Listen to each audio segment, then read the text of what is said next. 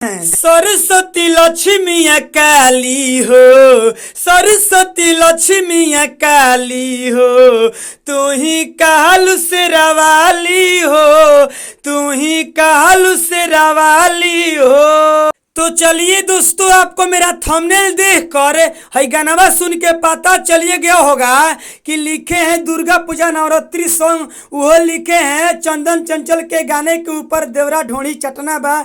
इसी ट्रैक पर लिखे हैं दुर्गा पूजा नवरात्रि सॉन्ग। अगर आप सिंगर हैं तो इस गाने को गा सकते हैं, रिकॉर्डिंग करवा सकते हैं, बिल्कुल फ्री में गाना लिखे हैं। तो चलिए देर किसी बात की, गाना को स्टार्ट कर रहे हैं। गाना को स्टार्ट करने से पहले चैनल पर नए हैं तो सब्सक्राइब कर लीजिए, लाइक कर दीजिए। चलिए गाना को स्टार्ट करते हैं। स्क्रीन पर देखिए, लेट्स गो। चलिए दोस्तों, ये मुखड़ा है, हम मुखड़ा को गा रहे हैं। सरस्वती लक्ष्मी काली हो, सरस्वती लक्ष्मी काली हो, तू ही कालू से रवाली हो, तू ही कालू से रवाली हो। हरे अलग अलग नामे में पूजाली हो, अलग अलग नामे में पूजालू हो, तू ही कालू से रवाली हो, तू ही कालू से रवाली हो। चलिए दोस्तों, ये पहिलिका अंतरा है, हम पहिलिका अंतरा को गा रहे हैं। तू ही पार्वती सती शारदा भवानी, अलग अलग नाम से पूजालू, तो हर चर्चा पूरा संसार में बा, माँ विष्णु से जानल तू जालू।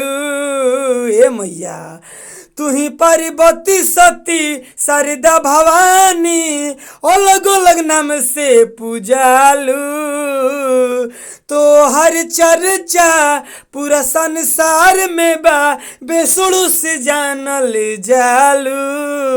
तोहरो तो नाम महाकाली हो, तोहरो तो नाम महाकाली हो, तू ही कालू से रवाली हो, तू ही कालू से रवाली हो। चलिए दोस्तों, ये दूसरा का अंतरा है, हम दूसरा का अंतरा को गा रहे हैं। लेके अवतार माई धरती पयलू, पपियन के पापे मिटैलू,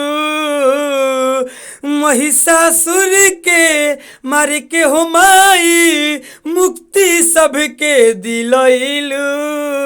ए मैया, हाँ हाँ, लेके अवतार माई धरती पयलू, पपियन के पापे मिटैलू, महिषासुर के मार के हो माई, मुक्ति सबके दिलैलू।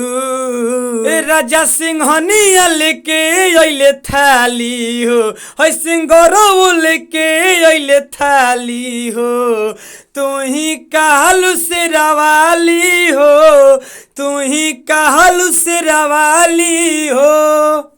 चलिए दोस्तों, गाना समाप्त हो गया है। अब मेरा बतिया को ध्यान से सुन लीजिए। अगर आप सिंगर हैं, इस गाने को गाना चाहते हैं तो गा सकते हैं, रिकॉर्डिंग करवा सकते हैं, बिल्कुल फ्री में लिखे हैं, पहले ही हम बताए थे। लेकिन अगर इस गाने को गा रहे हैं तो इसमें मेरा नाम डाल दीजिएगा गीतकार में, राइटर राजा सिंघनिया, इस गाने को गा सकते हैं। बहुत सारे सिंगर क्या करते हैं कि नाम नहीं डालते हैं, तो भाई ऐसा मत करिए, किसी का क्रेडिट आप मत लीजिए। अगर आप सिंगर हैं, मेरा लिखा हुआ गाना गा रहे हैं तो उसमें मेरा नाम डाल दीजिए, इस गाने को गा सकते हैं, रिकॉर्डिंग करवा सकते हैं, कोई दिक्कत नहीं है। चलिए विशेष नहीं बोलेंगे। अगर आप इनसे भी बढ़िया, इनसे भी बेस्ट कोई गाना लिखवाना चाहते हैं, स्क्रीन पर मोबाइल नंबर है, कॉल करके आप हमसे पर्सनली गाना लिखवा सकते हैं। इनसे भी बढ़िया, इनसे भी बेस्ट। चलिए विशेष नहीं बोलेंगे। चैनल पर नए हैं तो सब्सक्राइब कर लीजिए, लाइक कर दीजिए। अगली वीडियो में मिलेंगे, इसके लिए बाय बाय।